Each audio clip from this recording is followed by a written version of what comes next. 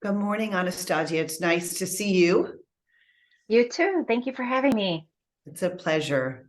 I know from meeting you in the past, you've had some very interesting experiences in your life. One in particular that was quite transformative. Can you share with our audience a little bit about that experience? Sure, I'd be happy to. So you're referring to a NDE or a near-death experience, as they're called, that I had back in 2019. And this experience is definitely one that has transformed my life from the point of it happening and to today. And I would suspect because of how profound it was, I'm going to be experiencing transformation for the rest of my life because of it. But essentially what happened is I was in the dentist office, I was getting a procedure done, and I was getting some um, treatments that I had never received before. And I had some sort of reaction where as I was receiving this nitrous oxide or gas to help with the procedure, my body started to respond in a very unusual way. And because I had never had this type of treatment done before, I'd never experienced any of these types of medications that were used for it. I didn't know if what I was experiencing was something that was normal or if it was something that I should speak up about. But essentially, it felt like every time I would breathe, I felt like my body was rising above and then falling back down into the chair. And this happened a number of times, and it finally reached a point to where it felt like with one breath, I just hovered way over my body and fell back down and thought, I should probably say something at this point. Hmm. And the next thing that I know, I am no longer in my body. I am in the ceiling of the dentist room looking down at my body. And from this point on, I tell my story as if it's one thing after another, but there was really no sense of time at this point. I didn't have a feeling that there was a now and then a later. And so, from my perspective, it's as if everything happened all at once. But the immediate realization, and the one that I would say has really played the most significant role in how I view my life now, as a soul in a physical body, is this understanding that when I looked down at my body that was in the chair, I said, what am I doing up here? And this epiphany hit me. It was like a light bulb that went off. And I realized that I said, what am I doing up here? As in this part of me that wasn't my physical body that I identified with. I didn't say, what am I doing down there where my Hmm. physical body was, which is the part of us that we often identify with, is our physical body, is who we are. And I realized we are not our physical bodies. And my very next thought that I can remember having is, am I dead? And with that thought, I flipped upside down and I was no longer looking down at my body that was in the chair, but I was now looking up at the ceiling. And I was so close to the ceiling. It was as if I was maybe an inch or two at the most away.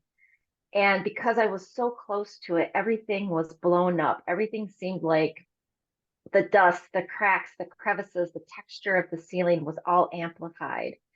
And I was taken back by this awe, this feeling of just this absolute beauty that struck me from something like a ceiling. Really pretty insignificant as we would relate to it in our lives day to day. But in that place, in that time, there was this childlike wonder Hmm. that I felt for this visual, um, that just seemed so miraculous to me. Hmm. And with that awe and wonder setting in, I left the room. I like to say I blinked or an aperture closed, and I was no longer in the dentist office. Hmm. And when I opened my eyes, or when the aperture opened, I was in this place that was just absolute bliss. It was peace. It was unending comfort and love. It was a place that I call it the void because where I was dark. But that word tends to come with some negative connotations. We tend to associate things that are lacking as something negative or something bad. And in this place, although I call it the void, it was anything but. It was completion, and it was as if it was a void of anything not complete. And here there was this understanding that everything that we are outside of our physical body is 100% completely connected. All of us are together as one. And because of that knowing that I had in this place, I have started calling this experience of a void the oneness, because it felt as if that's the place where all of our soul connections existed, all of our experiences that, as we relate to time, that have ever had happened or ever will happen, all existed there. It was a place of all knowing, and it was a place of absolute potential. And so, in this understanding, it felt like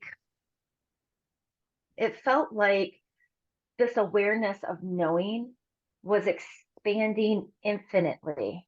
And it was a sensation of as if I was expanding into this knowing. And at one point, sometime a few months ago, I was giving a live talk, and somebody had asked me, how was it that I experienced this knowing? And it was a fantastic question because I had never really put it into words, because my awareness was of myself individually. But as I expanded into this infinite, all knowing oneness, it was as if I still had a sense of individuality, but my awareness was expanding away from that. And my own personal identity became far less important, became almost inconsequential as I became part of this infinite, all knowing oneness. And this place it's without words that we don't have words to describe it. We have nothing that I at least have ever experienced in this world that even come close to the completion that I felt in this oneness. Now, I'm a mom and I'm a pet owner. And so I have had all of these experiences in my physical life that we would often relate to as the most profound unconditional love you could imagine having. And I love my children beyond words. I love my pets. I love my family, my husband. There's still a limitation to the human love compared to the infinite, all knowing completion that is who we are outside of our physical body.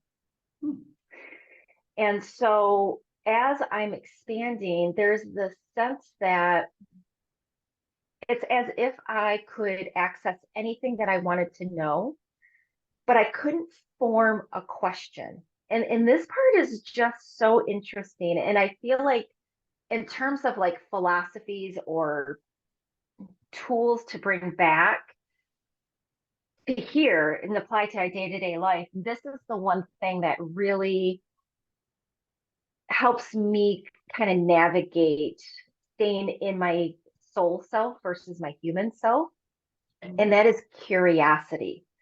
I couldn't ask a question there. All I could do was be curious. And through curiosity, the wondering, I could bring the answer as a knowing into my experience. And I use the word knowing versus understanding a little bit differently, because understanding is something that we tend to say or refer to as a process of like intellect. We learn something, we integrate that learning into other things that we have understood so that we can kind of grasp something better than we had before. And that process can take time. We could have to be exposed to something dozens, hundreds of times before we truly understand it. Knowing, on the other hand, is instantaneous. It's just this part, it becomes a part of us. And so when something becomes a part of us, we don't have to be exposed to it multiple times because we know it. And that knowing in the place that I was at was instantaneous. There Hmm. was no process of learning or understanding. It was instant knowing about anything that I was curious about. And I felt myself wanting to be curious about everything and wanting to expand as quickly as possible. It's like I was wanting to like flip through pages of a book, that you're just learning something instantly because the knowing is instant. And the next thing I know, I'm back in my physical body. Hmm. And at this point, I'm holding on and I feel this aperture of where I was beginning to close and becoming more grounded and present into my physical body and not in this place of the oneness that I was just at. And as I settled into my body, the dentist was there, was looking very concerned. I don't know what happened in those moments. I don't know if I was gone for 10 seconds or a minute. I don't know how long the dentist was aware of anything. All I was concerned about was staying in this place of oneness. I wanted to go back to this void. And Hmm. I remember grappling to try to hold on to all of this knowing that I had just connected with, but I couldn't. It was as if it was departing with this aperture. It was slipping through my fingers like the sand. But the one thing that I came back that I could hold on to that didn't slip away was this understanding about why we are in a physical body. And this understanding is it's not, horribly complex.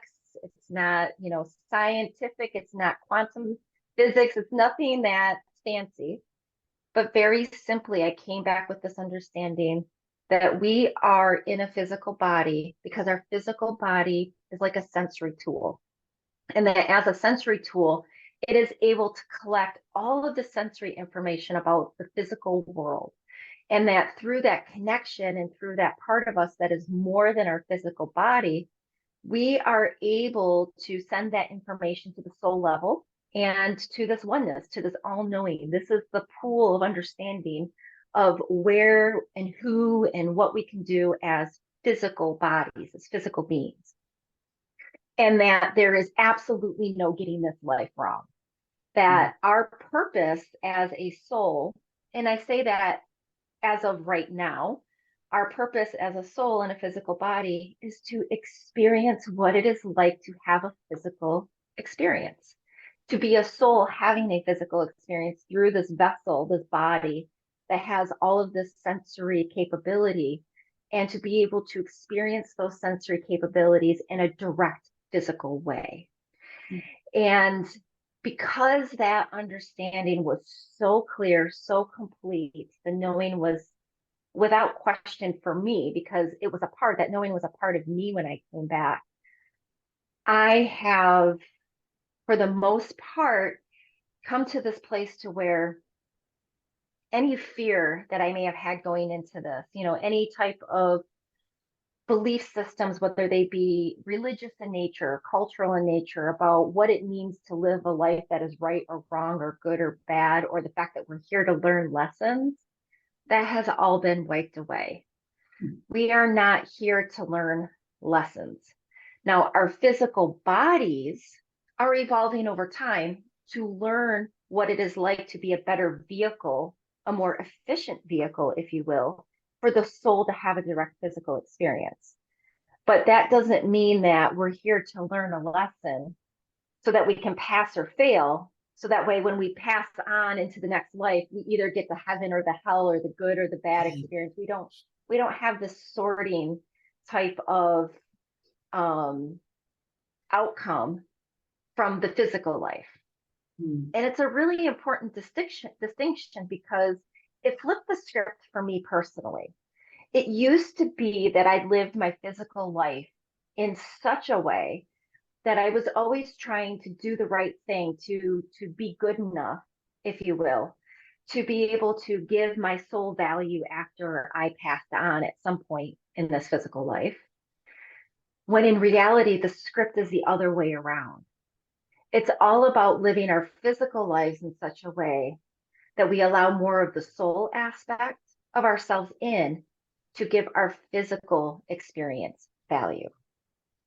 Because our souls are already infinitely valuable. There is nothing that we can do to make our soul less valuable. There's nothing that we can do to diminish or eradicate a soul, if you will. Every single one of us are absolutely integral to this greater oneness, to this completeness, because without it, that oneness could not exist. So how do you understand that there are people in human bodies that are doing things that are harming other people in human bodies? So the way I can explain it, using metaphors or analogies, would be as if the physical body is learning through a process of, these are the things to seek that are pleasurable, and these are the things to avoid that are risky. And the physical body is somewhat binary in nature because of that. And so somebody can experience a very hurtful or traumatic thing, and through their interpretation of that experience, either put up defenses or conduct themselves in such a way that will try to prevent that experience from ever happening to them again. And taken to the extreme, that can mean that people become very aggressive, hateful, because it's their defense mechanism at some level within their own biology to keep them safe. And I say that very cautiously because I definitely don't want to give the sense that there's justification for the horrors that happen in this world. We all play a role in helping each other as a collective to become better citizens of our soul. These physical bodies, these vehicles are gifts that we get to have this physical experience with. And because we are all one, we have the opportunity to help evolve our entire collective species out of harm, out of hate, out of pain, out of trauma, out of hurtful actions. And it seems like it's a fairly large statement to say that, but I feel that is where we are heading as a physical species, that we have the capacity to bring more individually. We each have the capacity to connect more and more to that soul part of ourselves. Because when we connect to that, it is impossible to hurt or want to hurt somebody else, because the soul doesn't understand that. The soul doesn't live that way. There is not fear and hurt and desire for pain at the soul level. That's the physical biology, if you will, working to either protect itself or to seek something that feels rewarding. It's a little hard to understand all of this. It's interesting you got this so quickly. But that's the difference between understanding and knowing. And so in this place, because the knowing was instant, it wasn't a matter of having to understand it or learn it over a period of time. It was just a matter of knowing. And there was the sense that I had that there was a lot of things that I knew as I was expanding into this oneness, but I wasn't able to bring it back. The knowing at that point wasn't a knowing that I could bring back into my own physical brain. The amount of knowing and understanding and learning and information in this oneness or void is so vast. I feel like I could spend millennia and basically read like one page of an infinite book. It was just so big. And in some respects, when I think about that kind of context, right, I have this sort of scale that has changed for me, where before my understanding was it's me and my physical body, my physical life. This is it, right? And then the people that I'm connected with, and to a certain extent, we understand, we live on a globe that has billions of people, and there's a solar system and a galaxy, and we kind of understand that, but only from this limited physical perspective. Mhm. In that experience, it was as if I was experiencing infinite number of our total universes all at the same time. And so the scale of my understanding of who we are, of what we are, of what we are a part of, it means that both in terms of my physical life, the getting it wrong part or getting it right Mhm. is, it's like a grain of sand, really. I mean, our physical lives in that scale, it's a blink of an eye. It's so fast. Mhm. And yet at the same time, because of that, it also undoes any type of shackles that getting this wrong has, like, these infinite consequences for myself because of the beliefs and the understanding that I had going into that experience.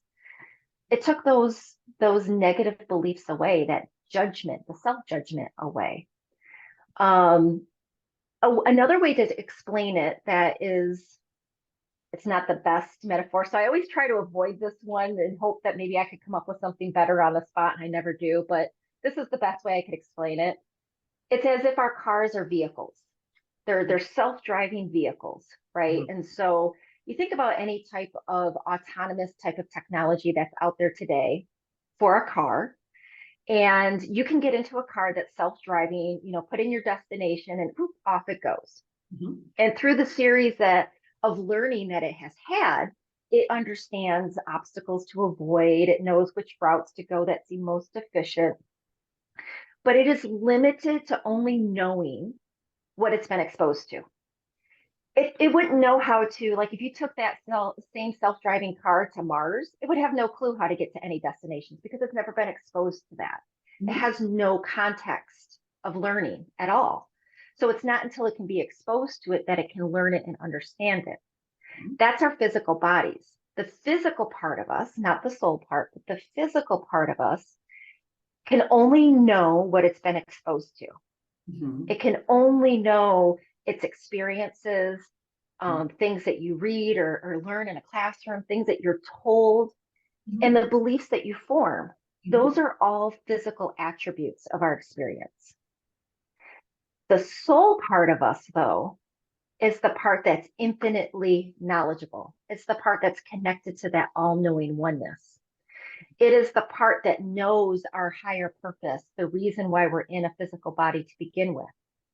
Our physical body, as a self-driving car, doesn't realize that there's a soul in the driver's seat. It's Mhm. just wanting to kind of drive around and do its thing based off of everything that it's learned. Mhm. So it's when the car, the self-driving car, again in this analogy, and I know it's bad, I'm so sorry, I but like it's it. I when like this it. I think it's it's, good. it's when this car understands that there is a soul in the driver's seat, Mhm. that the soul can then begin to influence and help navigate where this vehicle of a body goes and what it does based off of the soul's all-knowing infinite wisdom, not based off of the limited knowing that the vehicle, the car, has from its own experiences. I like it. So what you're saying is prior to your near-death experience, you were like a self-driving car going around based on your knowledge and experiences. Then during that near-death experience, you tapped into a different space, source, paradigm, whatever you want to call it. And since then, your belief system has shifted considerably.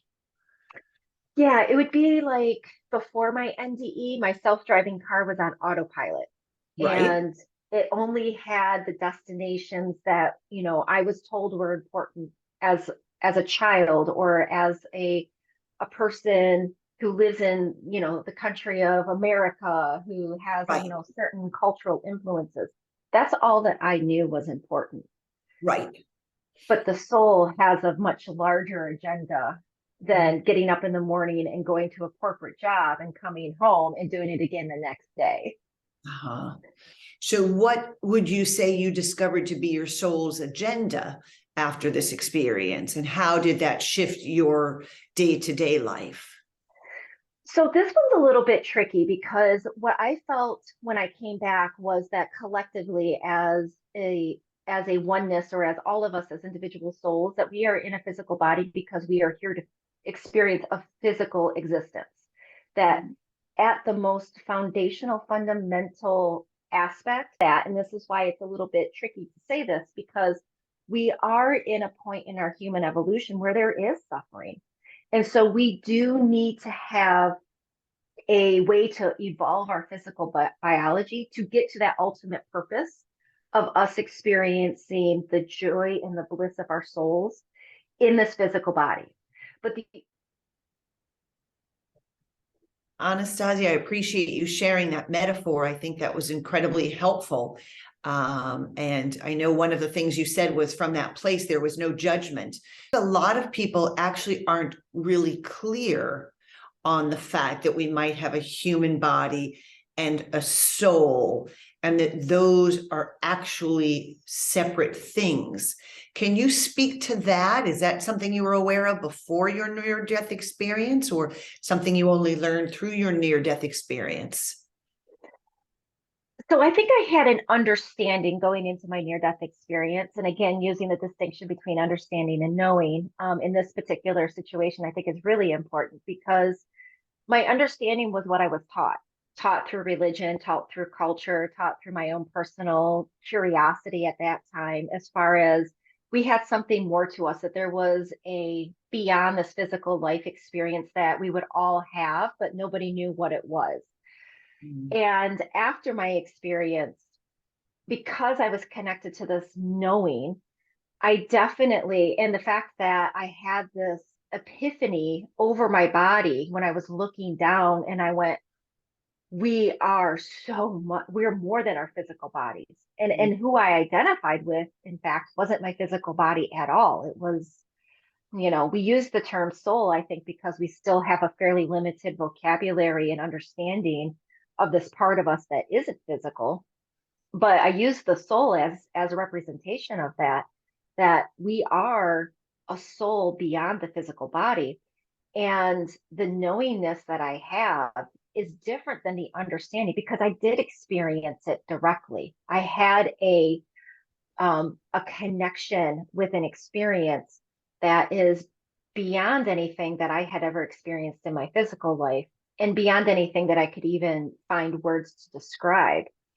And coming back, having listened to hundreds of near-death experience stories after mine, because, I was on a search, I was on a quest to understand what I experienced, what happened to me, to be able to put it in context.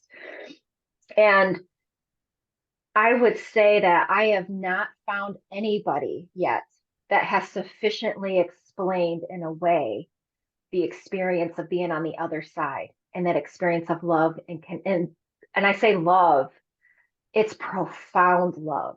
It's a completion. It's love that represents that there is nothing lacking in any of us at that level. We are absolutely complete at the soul. And that completion is what we're looking to bring into the physical body, so that we can experience that through all of these great sensory tools we have as a physical body, that we can experience that completion in a physical existence. And so I think you're right. I think unless you've had, at this point in time in our biology and evolution and our understanding as a society, as a species, it is really hard to convey to somebody who hasn't had that experience. Yeah, in fact, we are more than a physical body. And I think it's naive, even, for someone like me that has had it, and I know through and through, every cell of my body knows that we are more than this physical body. But it would be naive of me to assume that just because I'm telling you that means that you're going to experience it and that you're going to know it. Right. Unless you've had the direct experience. The best that anybody, I think, can do at this point is understand it. understand it like any other, information that's provided about why we're here in our existence and what it means to be physical in a physical body. One of the things that's popular right now, as you know, is psychedelics. And your experience was drug induced, it sounds like. Have you spoken with people who've had journeys similar to yours without the death part, but through using psychedelics? I haven't spoken with anybody directly. I've heard some short stories on different videos that I've run across as I was looking to better understand my own experience. The piece that, at least from the limited knowledge that I have of other people's experiences, and I've never experienced psychedelics myself, so I don't have anything to directly compare it to. The piece that I would say that stands out that is different is the journey into a different world, reality realm, being outside of this physical existence. I have heard stories where people have felt connected to, everything around them. They felt connected to nature. They felt connected to the people that were in their experience. And I've even heard some stories where people have talked about having an understanding, like an intrinsic understanding of existence. But I have not heard, and maybe they're out there, but I don't actively pursue stories about psychedelics. So I'd have to say my understanding is fairly limited. Mhm. Yeah. Did the dentist corroborate your story that he was fearful of your life? I did not go back and have a conversation with the dentist after that. And it leads me to believe that what I experienced was either outside of his awareness at the time because he was prepping, and short enough in duration that it didn't appear that there was, any medical emergency required. It seemed to me that because I had no concept of time, it was impossible for me to know if it was minutes or seconds. Mhm. And from my understanding of others that have had near-death experiences, there's some that have been out for 30 seconds and they have felt like they've lived weeks, years, months on another experience. So there does seem to be some I don't know, misalignment, or if you will, with time as it relates to our physical experience and then what we experience outside of a physical body. Mhm. Now, I will say this, I've been really trying to actively find a way to describe why there is no time or how there is no time in a way that we can relate to in a physical experience. And the best example that I've been able to come up with so far is if you were to recall memories, if you were to personally go back in time through your own experience, you would recall those memories. And now a part of you knows in your own story, in your own timeline, when those experiences happened. Mhm. But when you're recalling them, you're recalling something from 10, 20 years ago in this moment outside of time. Mhm. There is no time involved with that because it's a recall, if you will. And all of those memories that you have, they can all coexist at once. You can recall them all and kind of layer one on the other.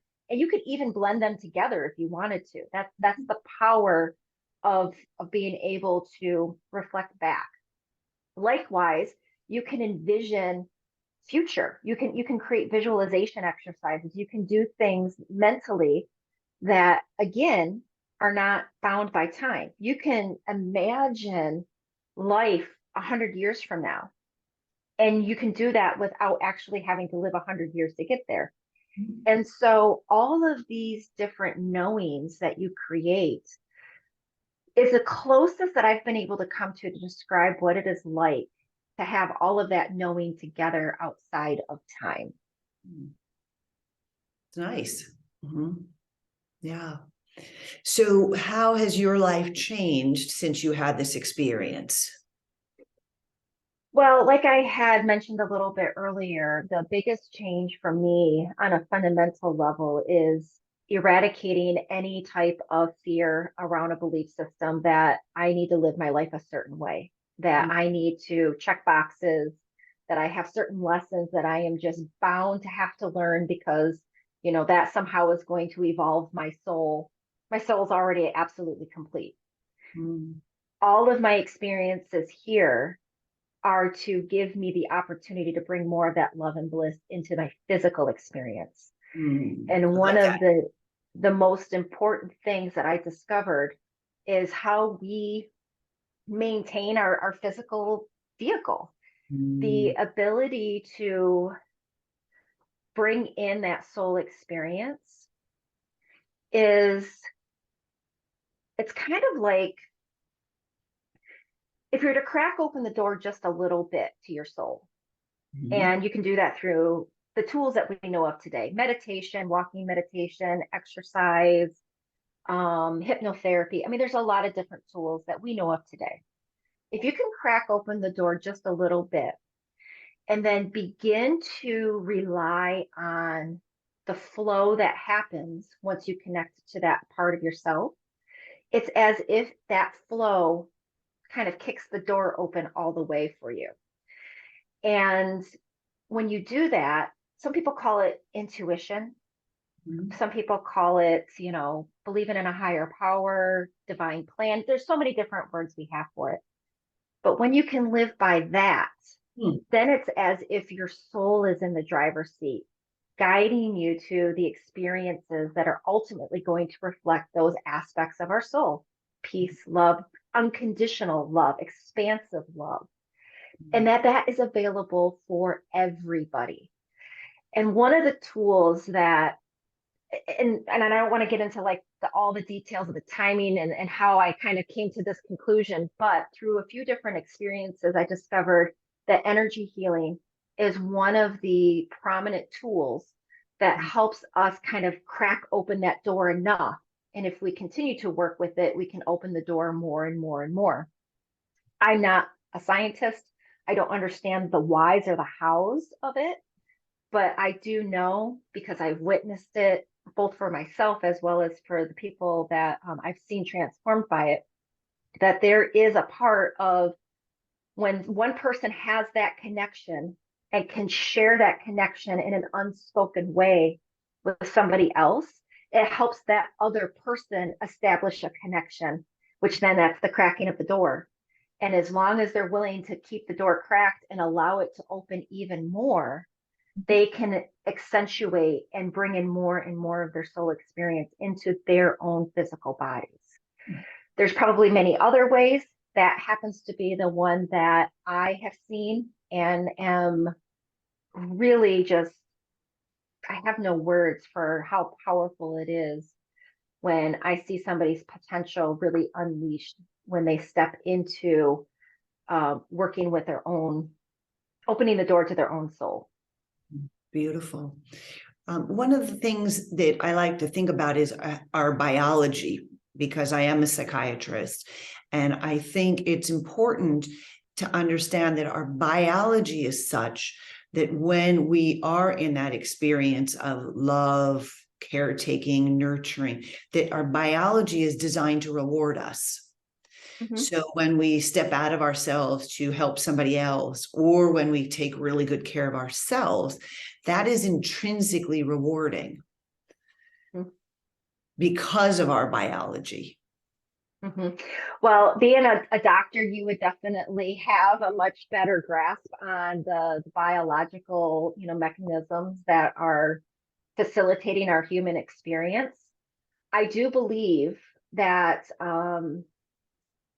there is an element of our soul that has the power to kind of evolve our biology to the place to where we are living that what you just described consistently. And I use the example that I read about with Anita Morjani, who was an NDEer who had, I think, stage 4 cancer She was on the brink of transitioning permanently, and she had a miraculous spontaneous remission after an NDE. And she puts it best of anybody that I have ever heard describe it, that through her NDE, she realized that as she had lived her human life up to that point, she had lived it with a limiting belief of her power to both live completely from her soul, as well as her power to self heal.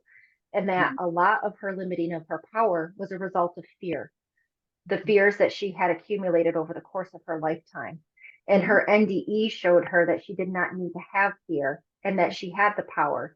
And in the story, if I remember correctly, she talks about choosing to believe that she had that power in her physical body. And as a result, she had spontaneous remission. And it essentially brought her back into a state of health that she was nowhere near, leading up to that point. And so I think that's a really beautiful, she does a beautiful job of explaining something that's very difficult to talk about when we think about how is it that our biology can change miraculously, spontaneously, but it has the ability, and there's enough stories out there to make those changes when we understand that we can make those changes. Well, I think, scientists, we tend to focus on disease. But I think it is very clear that excess fear causes disease. I don't think we have scientific studies showing the opposite. We have some, right, on the power of belief, the power of optimism, power of connection. We certainly have some, but we have plenty to say that fear will damage your health, and living in chronic fear will have even more damage to your health. So I think one point that you and I can absolutely agree on is that liberating yourself, whatever self that is, human body, soul, whatever, but liberating yourself from excess fear is definitely a pathway that's necessary to live your most satisfying life. And then I think we can also agree that optimism and hope help guide us in a more powerful way that ultimately will be more rewarding for our human experience, our soul experience. So I do like to believe that there's a lot of power in our thoughts, and we also have a lot of power to change them.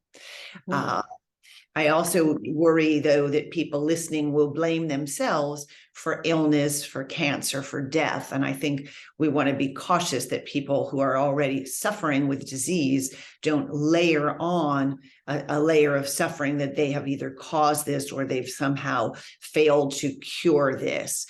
Because we do know that every human body is going to transition.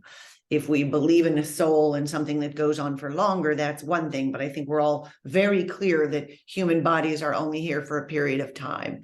And the way that most of them transition is through illness. So I do think it's important that people don't feel that they have burdened themselves with an illness. That's just my philosophy. Yeah, I wouldn't condone injecting that type of fear into anybody's thought process about their current state, because the situation that we are all in, be it miraculous, challenging, glorious, or painful, is a result of the life that we are in the moment. And that is not I would never condone a philosophy that anybody is actively choosing their suffering or actively causing their own suffering. I think that is a challenging statement. And I think introducing that idea just injects more fear that ultimately, these stories and experiences are, to some degree, I have outside of my NDE, just my own personal kind of analysis of it. It seems to me that we have more access to hearing people's stories like this. Maybe not necessarily that people are having them at a greater rate, but we just have greater access to hearing them. And as a result, that is also helping us collectively shift our understanding about who we are. And through that tool will help us aid in our collective healing. In the end of the day, I think part of it is about how we identify with ourselves. So if we were to use the analogy of the vehicle again, if I were to get into my car today, I wouldn't identify as the car. I still identify as me in a car. And I think what happens is when we have our souls get into this vehicle of a physical body, because the physical body is on autopilot, it doesn't realize the soul is in the driver's seat, then we begin to identify with the physical body, the car. We don't identify with the soul. So when we begin to identify with the soul and have an understanding that the soul is infinitely wonderful, glorious, beautiful, loving, powerful, healing, when we identify with that, that's when the vehicle begins to understand that the soul's in the driver's seat. All of that miraculous capability, the power of who we are, begins to be experienced directly in the physical body. That sounds beautiful. And certainly helping our listeners to live a more satisfying life for whatever period they're here as a human, but to shift the paradigm from, if you want to be very simplistic, from a fear-based living to a love-based living. And my belief is that we are designed to enjoy that more than the fear-based living, that the fear-based living is something we need at moments to help us stay alive, but we've gotten stuck in that. And that, I believe, is what's causing a lot of suffering right now. And that if we could shift back either through your paradigm or my paradigm or anybody's paradigm to a sense of wonder, awe, connection, love, miraculous potential, abundance, there's so many different words, that we could all live a much more satisfying life. I really appreciate you sharing with us such personal experiences. And I see the passion in you. It's very beautiful. That is transforming to be around you. It's quite inspiring. And I wish you all the best on your continued journey. Thank you so much. It was a pleasure to spend this time with you.